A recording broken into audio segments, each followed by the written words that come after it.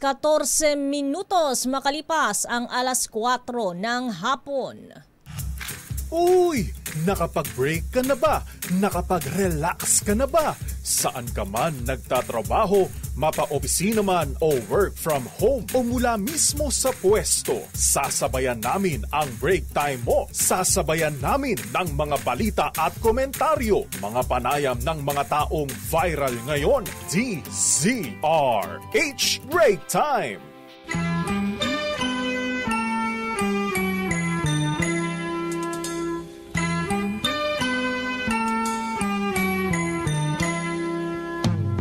See the curtains hanging in the window in the evening on a Friday night. Little light is shining through the window, lets me know everything's alright. Kailan daw ba uulan? At napakahaba ng summer breeze daw na ito dahil tagaktak pa rin ang pawis ng ating mga motorista, ng ating mga commuters. Lapot-lapot pa rin daw ang kanilang mga elik-elik. Lalo na kapag dumadaan sa EDSA. Oo, di ba? Oy, Kasi... pero in fairness nga ha, ngayon ay araw na ng Miyerkules, ikatlong araw na ng implementasyon ng NCAP. Ay, ano? very good talaga. Bakit yung mga very motorista. good? Kasi wala akong nakakasabay ngayon na mga rider ng motor na sumisingit. Na, Meron pa rin? Sa ano? Sa bus lane? Hindi na Bus sila lane. dumadaan Pero doon. meron pa rin yung Alin? dulo ng underpass, bigla silang liliko. Meron Mali pa yun rin. Kasi solid line na yun Correct. Di ba? Kasi bawal na yun. Kapag Ngayon, kung solid mag-change lane ka, pumunta ka sa underpass, Broken. dapat malayo pa lang. Sa broken lines ka, pasok. Correct. Oo. Tapos, ang napansin ko rin ngayon sa biyahe ko, para may specific na lugar na lang lahat ng mga motor. Sa Nagkagulo Commonwealth. na sila. Commonwealth Oo. meron. Sa EDSA kanina parang yung rightmost lane, nandun na sila. Dati kasi, kaliwa, kanan, kanan. Oo. Parang sundal, kaliwat, kanan, kaliwat, O sa kanan. nila gusto, parang silang naiwaras na bagas. Pero ngayon, very behave. O, di ba? Very good po pala. Kaya naman pala. Oo naman. Kaya natin to. At kaya talaga natin, basta meron talagang disiplina, di ba, na aaraw-arawin. Yan. At makakasama niyo po sa isa na namang edisyon ng Break Time ngayong araw ng Miyerkules, Mayo 28. Ako po si Thea Petro Carpuz. At Ray Sibayes, ang alam pa rin po nila kay Mayor Deo Macalma. Wala kay Mayor, kumusta ka na? Baka Kumusta na ang naman. Kapan Nueva Ecija? Baka tawag ito, naggapas ba tawag doon? Agani suna. Para po sa DZRH, una sa Pilipinas. Una sa Pilipino. At narito na ang ulo ng ating mga nagbabagang balita, supply ng bigas. Speaking of nagaani, sa darating na tag-ulan, sapat ayon yan sa National Food Authority. Floor price o minimum na presyo ng palay, utos ni Pangulong BBM na pag-aralan bilang proteksyon sa mga magsasaka. At even scheme sa EDSA simula sa 16 ng Hunyo, pinapasuspindi sa masamang epekto sa consumers at negosyo. Halos 700 motorista nasampulan ng ikalawang araw ng No Contact Apprehension Policy o NCAP ayon po sa MMDA. Pero parang nabawasan na kasi nung first day of implementation nasa 1,000 plus pa. Yes, So nung kahapon, nasa baka 700 pakunti na ng na lang. pakunti yan. Pwede Hanggang po. sa wala na. Sabi ko naman, sir, kaya naman talaga madisiplina Pwede ng mga naman Pilipino. kaya naman nating sumunod Kaya diba? natin to. Armed Forces of the Philippines Chief Romeo Browner Jr. nanindigan na walang mangyayaring kudeta habang siya ang Chief of Staff. Pangulong BBM, mayroon na raw po siyang napiling susunod na PNP chief. Isinalarawan niyang very senior officer. Uy. Eto na, pasahero biglang nag-bomb joke sa loob ng eroplano, arestado ng airport police. 2 naman ang patay, 4 ang sugatan sa magkahiwalay na sunog sa Malabon at Taguig. Ito ang gusto ko sana mabawasan na sa atin, di ba? 4 ano na sasakyan nagkarambola sa Cainta Rizal, 5 ang sugatan. French National, isang turistang French National abay tinurukan ng tranquilizer, tinangayan ng malaking pera at kagamitan ng mga kawatan. Tingnan mo nga naman. Yan ang mga ulo ng ating mga nagbabagang balita at narito na ang detalye.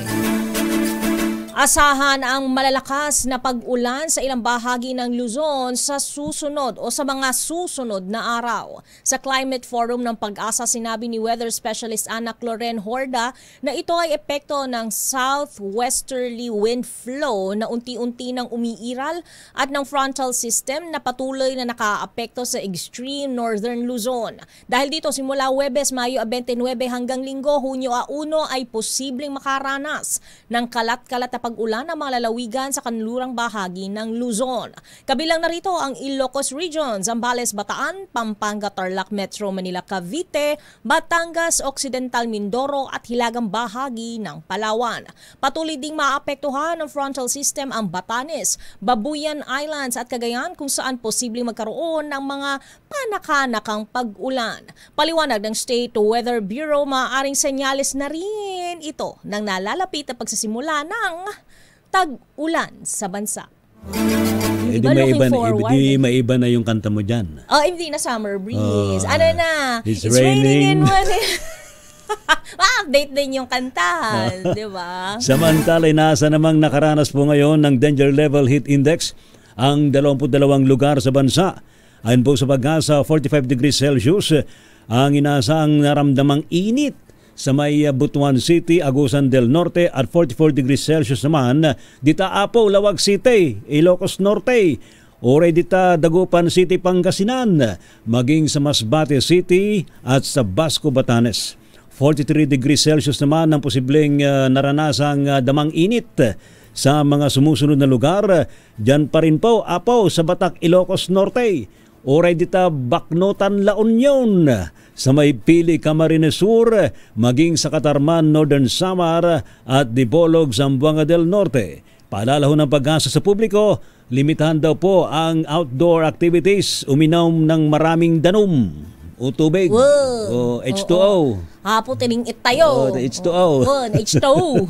At magsuot ng mapipresko at mga bright colors na damit tulad ng damit ni Oo, Stea. kasi parang nakakatulong siya. Dapat manipis lang Kasi yung cloth. kaya niyang i-deflect ang init ng araw, kesa yung dark colors like black or brown. Tsaka ayan. mahirap kapag ka-dark yung color na damit ko, tapos pinawisan ka, tapos yung mga asin-asing Ay, magmamapa yan. magmamapa yan.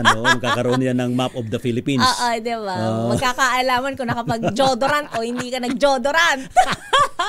Para maiwasan. If the pawis is right. Para maiwasan ang related heat illnesses.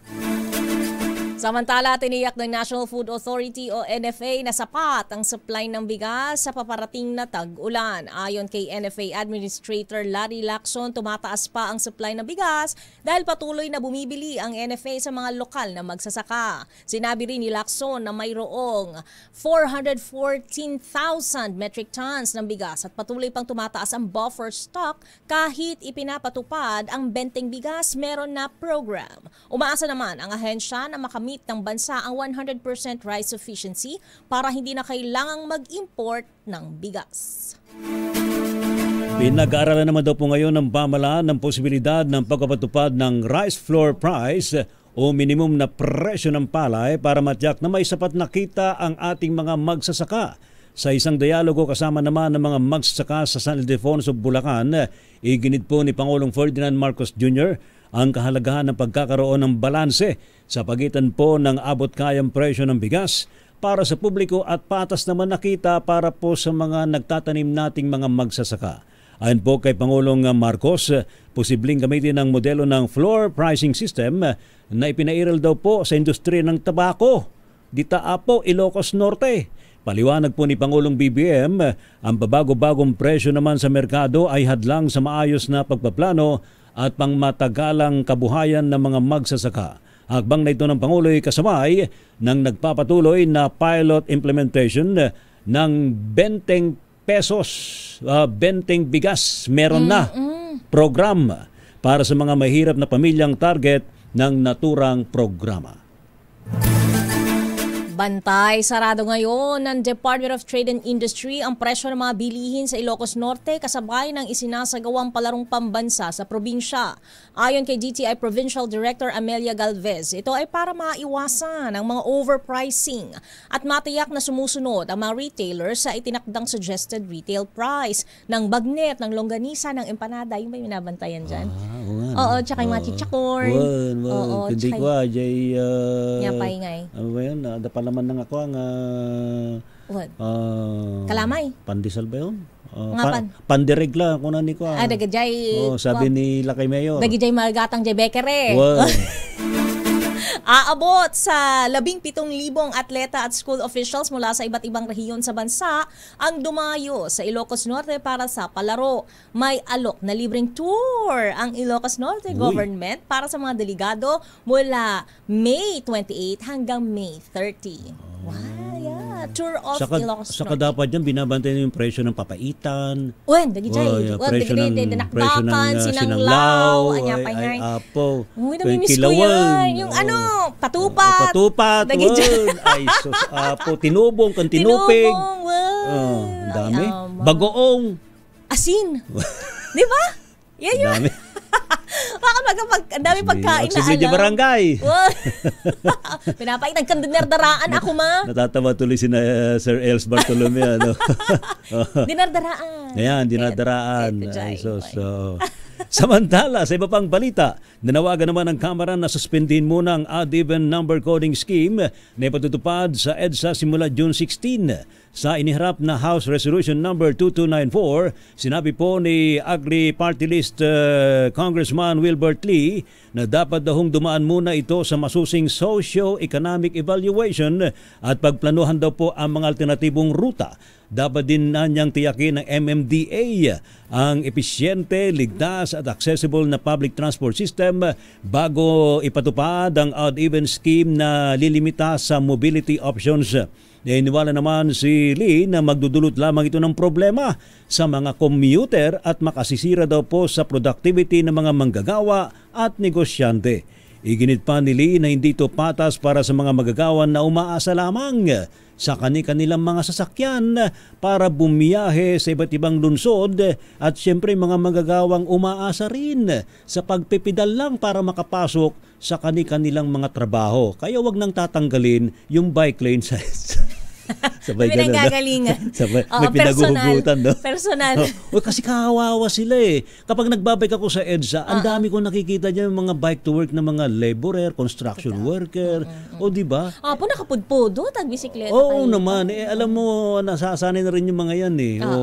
Todo balot na nga yung katawan eh. Tapos, naku po, may pagpatintero pa. Totoo, di ba? Kaya sana bigyan daan natin yung mga nagbibisikleta. Lalo na yung mga kaya sumusunod patagin naman na sa lang linya. yung pinakatabi doon sa may bangketa area. Patagin na lang yun para yun na ang daanan ng mga nagbabike. Alam mo, nasa gilid naman talaga supposedly. Kaso ang daming obstruction sa bike lane. Kasi nagbabike ka, biglang nasa harapan mo poste. Totoo. Hamba, gano'n. Bigla may nakahambalong na baka, na bakal o bakod. Totoo. So there's no enough space for cyclists. Ay, Samantala, umabot sa halos 700 ang nahuling traffic violators sa pangalawang araw ng muling pagpapatupad ng No Contact Apprehension Policy o NCAP. Sa panayam ng DZRH News kay MMDA Chairman Romando Artes, sinabi nitong 695 ang kanilang nasampulan kung saan mas mababa ito sa higit 1,100 na nahuli noong Lunes, Mayo 26. Narito si Artes. Compared po noong Monday, May 19, ang naitala po namin, although hindi po yan na-issue ng ticket, ay 3,900. Imagine niyo po, compared sa noong Monday, 1,100. Halos 25% lang po, or 75% reduction. At ngayon, kahapon po, another 40% reduction doon sa violation. Samantala, ilulungsad ng MMDA ang kanilang app kung saan makikita ng mga motorista kung sila ay may paglabag sa traffic rules. Paliwanag ni Artes, mayroon ng app na ginagamit dati pa man, ngunit ni-revise nila ito dahil sa Data Privacy Act. Sa naturang app, nakalagay na rin kung magkano ang penalty na kailangang bayaran at kung saan pwedeng magbayad. Kailan mag-a-up yung app? Ayun ang dapat nating malaman. Narito muli si Chairman Artes. Meron din po kami simultaneously ilo-launch na app kung na para po malaman nyo kung may huli kayo, magre-register po kayo doon. Dati na po kaming meron. Yun nga po yung kagandahan din nitong app na ito. Doon po makikita nyo na yung huli, kung magkano yung penalty. Yung authorized lang po na Sa magbabayad. centers. At tapos po, iniwasan lang, kaya po namin nire-revise yun. Kasi parang may violation po kasi ng data privacy. Kasi doon po sa dati naming app, kahit sino pwedeng mag-type ng random plate number. Oo nga, ano? Yung huli. So, ang gagawin po namin, may pre-registration. Yun lamang pong registered owner ang pwedeng inquire. Oo, dati alam ko yan Actually, maganda naman yun. May huli ka ata yun eh. Kapag ka may medyo huli mali ka. lang, hindi lang maganda yun kasi any random plate number pwede mo i-type. Pero this time, because of this app Pero daw. may bayad yun dati, di ba? Kapag ka nag-type ka, Meron ba? nag-inquire ka. Wala ba? Wala. Di Oo. wala. Pero maganda yung Hindi maliwanag. libre. In fairness kay Chairman Artes, maganda yung ilulunsad nila na app. Sana walang bayad. Walang nga, subscription fee. No? Oo nga, kasi baka mamaya kada type mo 250. Ba yan? Kasi ganun yung iba eh. Ha? Sa LTO pag nag-report ka 250, alam ko eh. Ganon? Oo. Ano ba naman? O, check mo. Or Pero ano maganda ba tong- kasi nito, kung ikaw ang owner ng sasakyan, mamomonitor mo. nakaregister ka, so yun lang ang maaaring i-monitor mo dun sa app. Oo, lalo Wala na nang ibang plate na pwede mong ipasok. kapag ka company-owned property, di ba? Siyempre, ang nagmo-monitor kumpanya eh. Oo, Siyempre, kumpanya nakarehistro na sa yun. kumpanya yan eh. Oo. Di ba? Ayan. Nakasalalay yung... For the sake of security. Security, Oo. correct. Tama yon. Gusto ko yan. Dapat Abangan talaga may natin app para na- mas madaling ma-monitor. Abangan natin na mai-app yung app na yan. Correct. Samantala naman, tiniyag po na MMDA na hindi matitikitan sa ilalim po ng No Conduct Apprehension Policy o NCAP ang mga motoristang kusang magbibigay daan sa mga emergency vehicle tulad ng ambulansya at mga bumbero. Kasi may mga lumabas na mga Totoo. video na hindi na pinapadaan kasi Hindi ako mag-move. Kasi pag nag-move ako, baka ma-touch move ako. Pag nag-move ako, ticket ako. Baka makita ka ng NCAP camera. Baka sabihin, instead of traffic enforcement, entrapment. Diba? Traffic entrapment. So, makikita naman daw yun kung talaga namang may dumadaan na emergency vehicle. Correct. Ayan. Siya po ay paniguro ng ahensya para pabulaanan ng agam-agam ng ilang driver kasunod po ng implementasyon ng NCAP. Paliwanag po ng MMDA, dadaan muna sa manual review at validation ng mga CCTV footage ng traffic violation bago mag-issue ng citation ticket. Kung makikita namang tumigil o umiwas ang motorista para bigyan daan ng emergency vehicle, ay hindi ito ituturing na paglabag sa batas trapiko. Dapat naman. Kaya nga yung AI, itong matanong ko sana, no, yung ni-report ni Chairman Artes, yung verified na kaya yon? Ang alin? Or Hindi pa, under validation pa ay, yun. validate pa. So, kasi pwede pang tulad yung mabawasan. 1,000 Nung Monday. nung first day, under validation pa rin yun. So pwede pang mabawasan kasi Correct. baka excusable, di ba? Dadaan naman daw sa manual. Kasi normally siguro AI yung gumagana. AI nga daw muna. Diba? Tapos tsaka magmamanual. Manual validation Okay, akala ko sila. na validate na eh. So bago ka naman matikitan, may mata pang tumingin. Well, saka pwede naman palang i-contest yan online. Oo. Hindi na pupunta ka pa sa Pero wag ka na kumontes kung alam mo naman talaga. Oo naman, kung alam mo naman mali ka, di... Bayad ka penalty. Tanggapin mo na lang. Oo, di ba? Napasaway ka sa kalsada. Oo, say sorry and pay the penalty and that's it. Wag na, palag Ayos ng na. palag tapos, di Ganun ba? talaga. Hindi talaga nalalagyan ng Hasta la AI. tibiyag. Pilipinas, mamaya ipagpapatuloy pa natin ang iba pang detalye ng ating mga nagbabagang balita. Ang oras 32 minutos makalipas ang alas 4 ng hapon. Ang oras na yan. Pilipinas, ang oras 39 minutos makalipas ang alas 4 ng hapon. RH Break Time! Para sa ating flash report. Flash Report! Flash Report! Mahigit 2 kilong shabu na kumpiska mula sa isang senior citizen sa NAIA Senior citizen, Terminal merong shabu? 3. Ang tanong, kanino nang galing ang daladalang, ang bitbit na 2 kilong shabu ng isang senior citizen? Saan siya pupunta? Saan siya galing? I-detalye mo ang balita. RH6, Sherwin Alfaro. Sherwin. Kaya isang 62 anyos na lola ang inaresto ng mga tao ng Philippine Drug Enforcement Agency sa NAIA Terminal 3 matapos tangkang iposlit sa eroplano ang may 2 kilo ng shabu. Palipad sana patungo ng Bacolod ang lola na nakilalang si Loida Ayusan Talde, 62 anyos na taga FB Harrison, Pasay City. Pasahero si Ayusan ng Cebu Pacific Flight Type J467 na impapad kaninang alas 2:45 ng hapon. Kaya na lamang nang dumaan sa final security screening si Ayusan ng Office of the Transportation Security sa NAIA Terminal 3, nakita sa daladalahan nitong hand carry bag ang isang karton ng gatas na lumalabas sa kulay green sa X-ray screen. Dito pinaginalaan ng X-ray operator na si Security Officer Charina Narag at agad na in-report sa kanyang supervisor ang nagdiscover na X-ray na green substance na hinihinalang shabu sa kanilang pamantayan. Dito, in-inspeksyon ng mano-mano ang karton ng gatas at sinuri ng chemical analysis at ng K9 unit ng Office of the Transportation.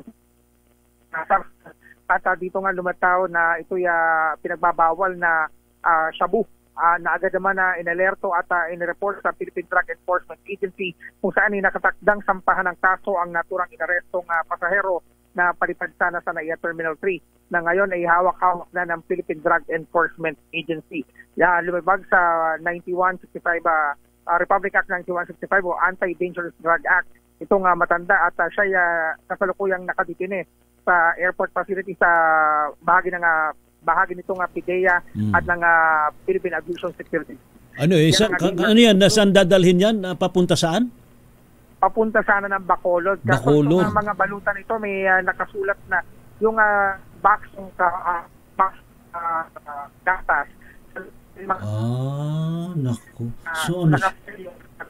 Na kung saan may mga markings for the ivory yung mga plastic na ito. At doon sa loob ng mga plastic transparent na sealed bag na ito ay nandoon nakalagay yung mga crystalline substance o yung sinasabing shabu na nahuli nga dito sa Matanda. So alam niya na meron siyang dala-dalang droga? Hindi niya inaamin, wala pa siyang inaamin doon sa initial na mga investigasyon. Pero bukod doon sa substance sa shabu, may nakita pang doon sa loob ng kanyang bag na weighing scale o timbangan na maaaring gamitin. Alam mo, may mga ganito na sitwasyon na drug mule yan pag ganyan, di ba? Oo. Oo, at hindi nila alam kung ano yung dala nung kanilang ililipad patungo sa ibang lugar. Pero nung nakita nga nung dahil di ba bago kang pumasok doon sa boarding gate, itong paliparan ng NAIA Terminal 3, daan ka muna sa final security. Correct. Yung gamit mo bago ka pupunta sa boarding gate. Doon na-discover yung dala-dalahan niya na mga pinagbabawal na gamit. Matitinik yung ating mga taga-airport, ha? Oo, kasi 2 kilo, laki niyan. Saludo sa inyo. Correct, tama, very good. Itong senior citizen na ito, Sherwin, may kasama pang iba sa kanyang pagbiyahe o mag-isa siyang babiyahe supposedly pa Bacolod? Sa report ng PIDEA, walang sinasabing kasama itong matanda sa kanyang biyahe. Okay. Salamat, Sherwin. Yan ang DZRH News, RH6, Sherwin Batal, para DZRH, una sa Pilipinas, una sa Pilipino. Flash Report. Magsilbi sanang babala sa mga mananakay ng eroplano, barko, di ba? Huwag kayong basta-basta tatanggap. May papadala? Yan. Uy, papadala, pupunta ka pa na ng ganito. Uy, magpaano ka pwede pa? Pwede bang pasabay? Papauit mo. Pasabay nga. Pasabay na lang kasi para mas matipid. Abutan na lang kita. May dala-dala ka palang drugs. Naipitan pala. Mahirap. Yun, kung hindi niya alam, di ba? Ngayon, kailangan natin alamin kung sino, kanino nagmula. Baka hindi rin natin, ayaw natin mag-speculate sa mga bagay-bagay.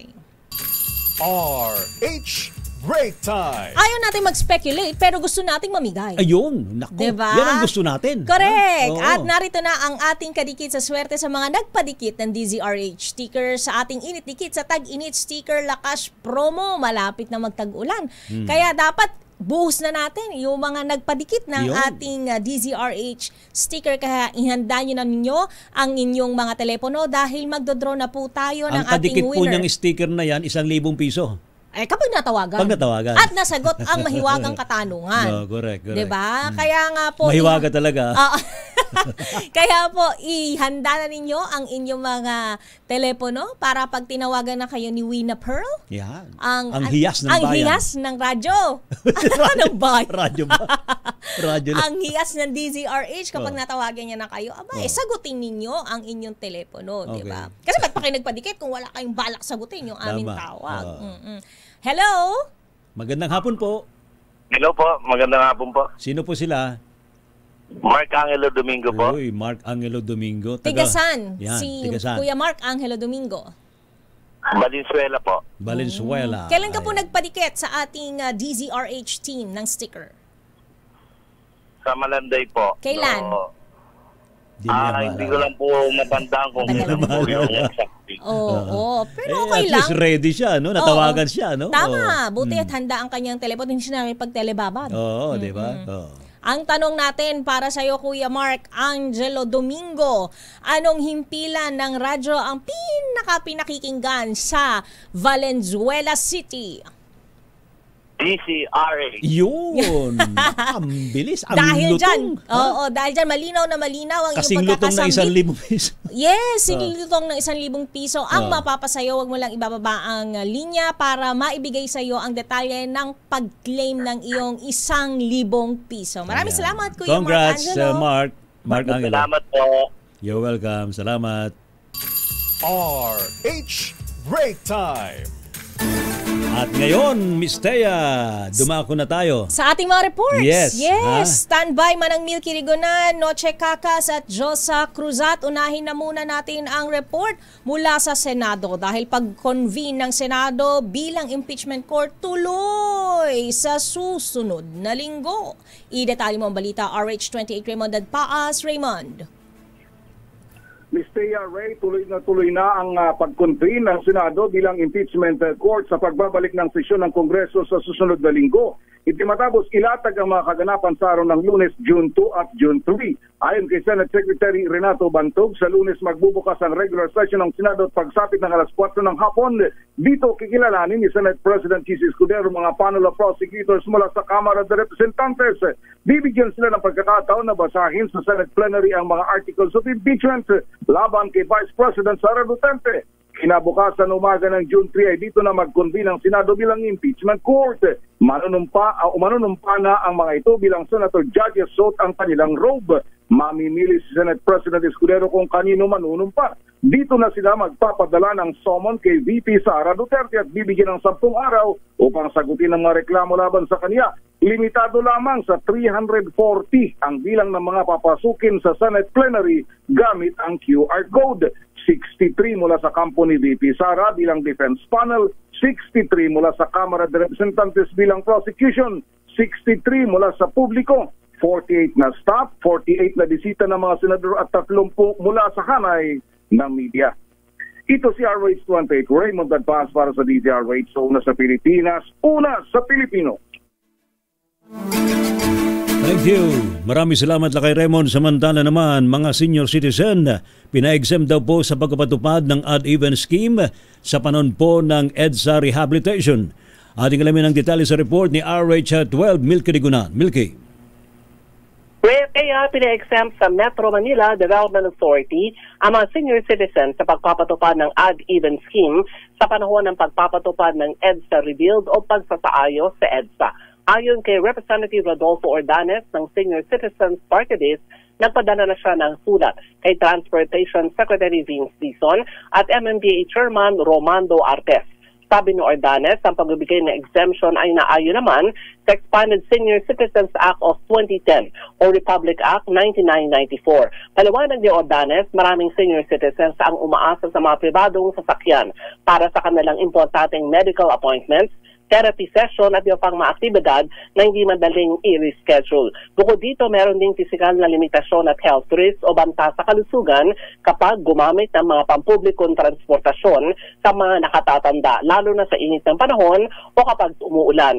Dagdag ni Ordanes, handa siya may paugnayan sa mga kaukulang ahensya para sa sistema sa pagtukoy naman at pagpaparehistro ng mga kwalipikadong senior citizens na drivers at senior citizens na mga pasahero. Ako si Milky Rigunan, nagulat para sa DZRH, una sa Pilipinas, una sa Pilipino.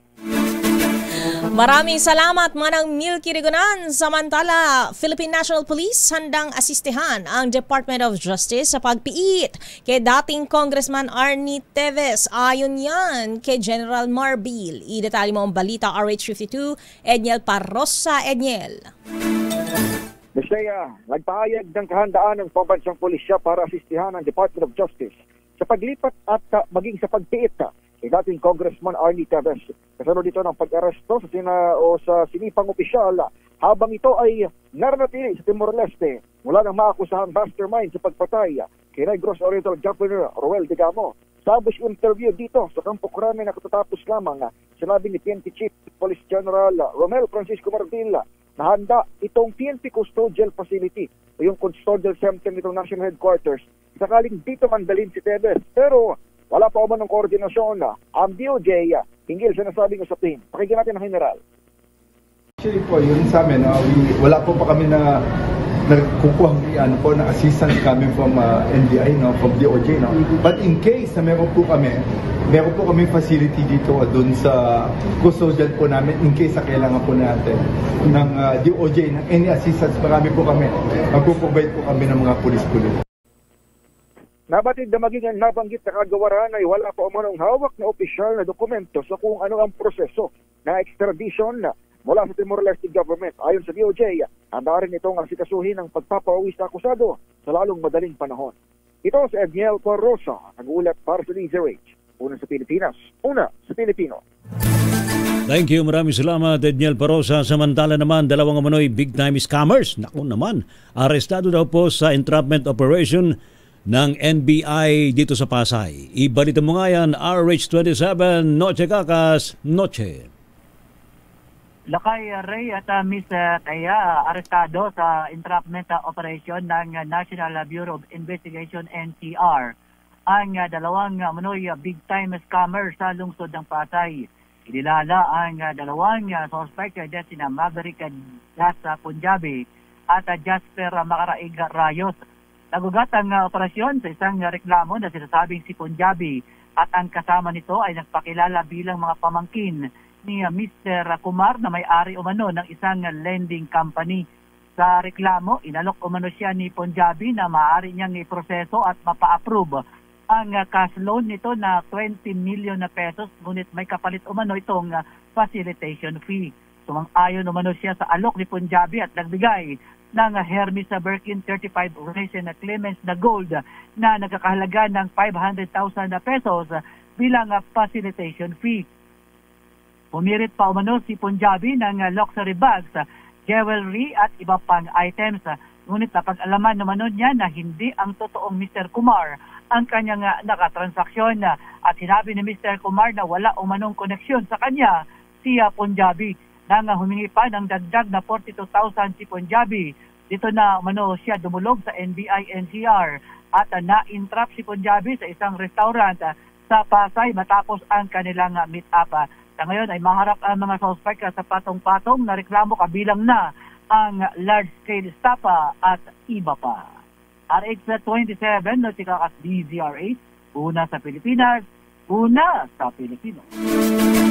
Maraming salamat Noche Kakas, standby Josa Cruzat sa iyong showbiz news. Iba pang detalye sa ating balita, binigyang diin ni Armed Forces Chief of Staff General Romeo Browner Jr. na hindi magkakaroon ng kudeta hanggat siya ang Chief of Staff. Ito ang sinagot ni Browner sa muling paglitaw ng isyung may internal unrest sa Campo Aguinaldo. Pero muling giit ng General, solido ang hanay sa pagsunod sa chain of command at sa saligang batas.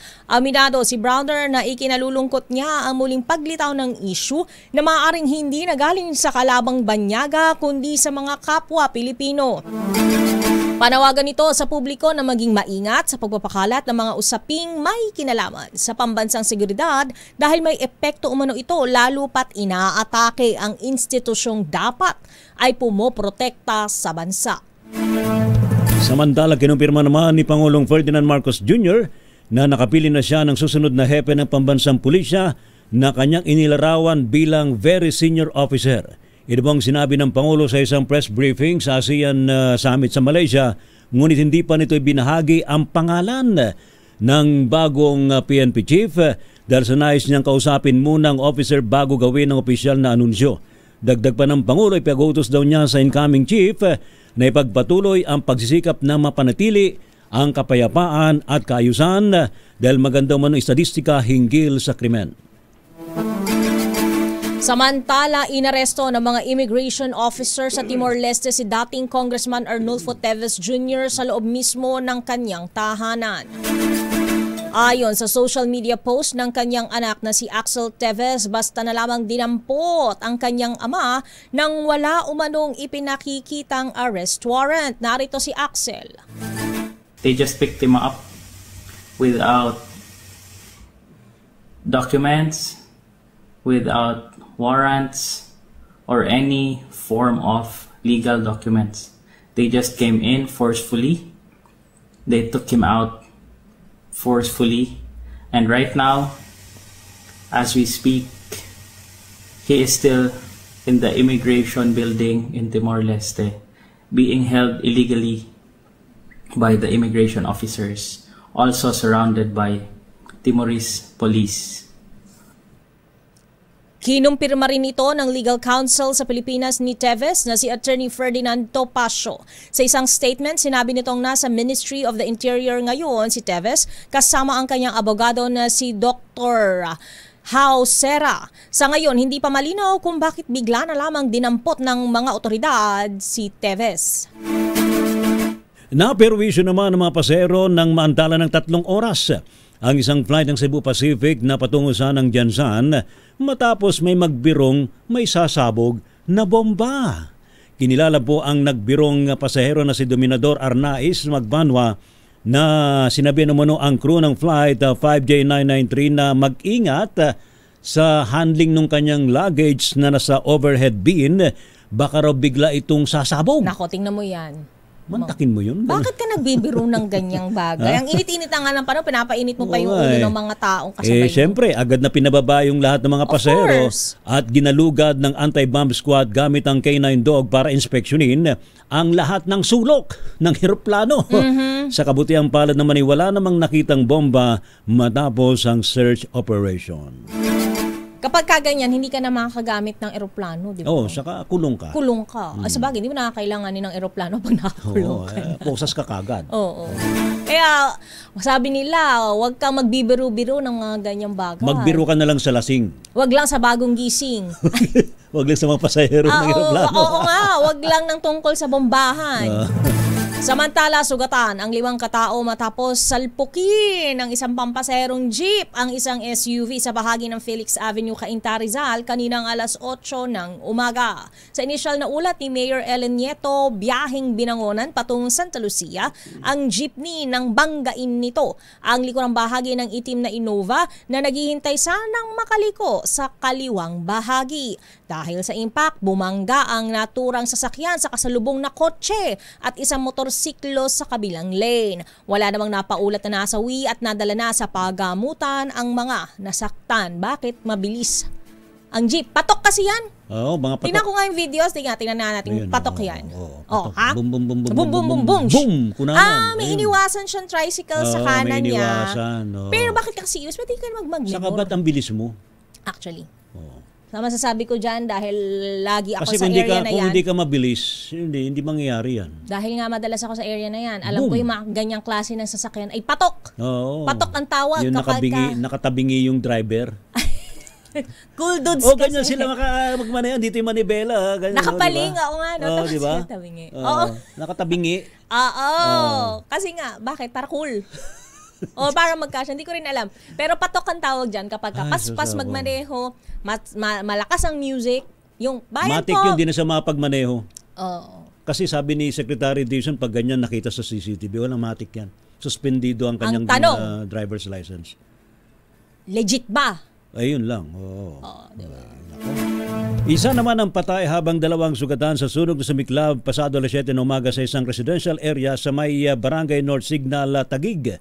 Ayon po sa Bureau of Fire Protection, isang 32 anyos at isang 50 anyos na babae ang nagtamo daw po ng sunog sa iba't ibang bahagi ng katawan habang hindi pa nakilala ang namatay. Naitaas pa sa unang alarmang sunog at tuluyang naapula 2 minuto makalipas ang alas 8 ng umaga. Samantala, arestado ang 5 sospek na tumatarget ng mga turistang dayuhan sa Intramuros, Maynila. Pambihira naman talaga. Oo, doon na nga lang tayo bumabawi-bawi ng kitaan eh. Sa pamamagitan niya ng pagtuturok ng tranquilizer bago nakawan. Ayon sa Southern Police District Director ayon kay Southern Police District Director Brigadier General Joseph Argilles na nag-level up na ang modus sa mga kawatan kung dati ay inihahalo ng mga ito sa pagkain o inumin ng tranquilizer na ativan. Ngayon na itinuturok na sa mga biktimang foreigners. Ang modus, kinakaibigan muna ng mga suspect ang kanilang target at mga ngakong ililibot sa mga tourist destination. Kapag magaan na ang loob, sasakay na nila ang biktima at sa kasabwat na taxi driver. Ayun, may may kasabwat na contact taxi driver. na taxi driver. At doon natuturukan ng pampatulog ang mga biktima. Umamin naman sa krimen ang mga suspect na kinabibilangan ng 3 babae, kabilang ang isang lola. Lola! Na mahusay. Mahusay si Lola. Sa pag-i-Ingles. Magaling ang bibig ni Lola. Siguro baka training din siyang niya yung tumurok. dalawa. Oo. Di ba? Baka siya pa ba magta-train doon sa dalawa, di ba? Hindi natin sure. Baka kasi may edad na, baka yan na siya. Baka mahirap na. Yan na ba ang kinatandaan niya paghahanap mo? Hindi siya. Hindi. Baka mas bata. Baka mas bata. Okay, sige. At tayo naman nag-speculate lang. Natatawa tuloy sina Sir Els Bartolome sa si dating PNP Chief Nick Bartolome. Uy, binabati nila ng happy 80th anniversary ang PNP Forensic Group. Lalo-lalo na sa kanilang direktor, si Police Brigadier General Benji De Leon Sembrano. Ayan, happy 80th anniversary sa PNP Forensic Group. Ayan. And of course, pagbati rin mula kay General Emil Sarmiento. Ayan. Pahabol, basahin ko lang to kasi naka-receive din ako nitong Dance of the Hillary na to eh. Mariing itinanggi ng AFP Cyber Command na sila ang pinagmulan ng kumakalat na babala kaugnay ng umano'y cyber attack mula Pakistan na may kaugnayan sa video na tinatawag na Dance of the Hillary. Kasunod ito ng sirkulasyon ng isang memorandum mula sa Bureau of Corrections na naglalaman ng naturang babala, ngunit ayon sa AFP Cyber Command, wala silang inilabas na abiso ukol dito at hindi ito galing sa kanilang tanggapan. Nilinaw ng militar na wala silang direktang paalala sa government offices tungkol sa viral posts sa social media platforms gaya ng Facebook at WhatsApp. Gayunman, muling nagpapaalala ang AFP Cyber Command sa publiko na huwag basta-basta mag-click ng mga kahina-hinalang link para maiwasan ang posibleng hacking o pagpasok ng malware sa mga device. Huwag i-click ang link. Oo, don't click the link. Sabi nila, kahit naman i-click ko, naman ako wifi. Oo naman. Wala akong connection. Walang wifi pala. Oo. Pagka wala ako sa walang connection. At, eto na. Para sa ating showbiz news, Rachel Gupta ng India nagbitiw bilang Miss Grand International 2024. Abay, bakit? Why oh why? Hindi ko na siya kayang palitan. Ida-tayo mo ang balitang showbiz na yan. Josa ng showbiz, Josa Cruzat. Josa. Lakay Ray at Miss Thea, nagbitiw si Rachel Gupta ng India bilang Miss Grand International 2024. Sa kanyang social media post, inamin ni Rachel na matagal niyang pinangarap ang corona at labis siyang nagalak ang katawan niya ng India. Pero simula umano nang siya ay maupo bilang title holder, ay nakaranas umano siya ng hindi magandang pagtrato. Mga napakong pangako at hindi maayos na working environment kaya napagdesisyonan niyang mag-resign. Sinabi rin niyang hindi naging madali ang kanyang desisyon at maglalabas pa siya ng video para ipaliwanag ang buong dahilan ng kanyang pagbibitiw. Matapos ang kanyang anunsyo, agad namang naglabas ng pahayag ang Miss Grand International Organization kung saan kinumpirma nilang tinanggal na si Rachel sa posisyon. Giit ng MGI, hindi umano natupad ni Rachel ang kanyang mga tungkulin. Sumali siya sa mga proyekto ng walang pahintulot at tumanggi rin sa planong biyahe patungong Guatemala. Dahil dito, opisyal na binawi ang kanyang titulo at inatasang isauli ang corona sa loob ng 30 days. Matatandaan si Rachel ang itinanghal na Miss Grand International 2024 noong Oktubre ng nakaraang taon, habang si CJ Opiaza ng Pilipinas ang itinanghal na first runner-up. Para sa Break Time Showbiz, ito si Josa Cruzat na nag-uulat para sa DZRH, Una sa Pilipinas, una sa Pilipino. Mahirap din naman talaga yung mga responsibilities ng isang beauty Hindi pala nagampanan yung kanyang responsibilidad. Ako, kayang-kaya ni Miss Thea. Hindi na, I'm so busy na. Nakakasama niyo naman po sa isa na namang edisyon ng Break Time. Ako po si Thea Petro Corpus. At Ray Sibayan para pa rin po sa DZRH, una sa Pilipinas. Una sa Pilipino. Susunod na ang balansyadong pagbabalita natin sa atin ni Ka Henry Uri at Miss Kay Karen Oyong. Pilipinas, ang oras 5 minutos makalipas ang alas 5 ng hapon. This time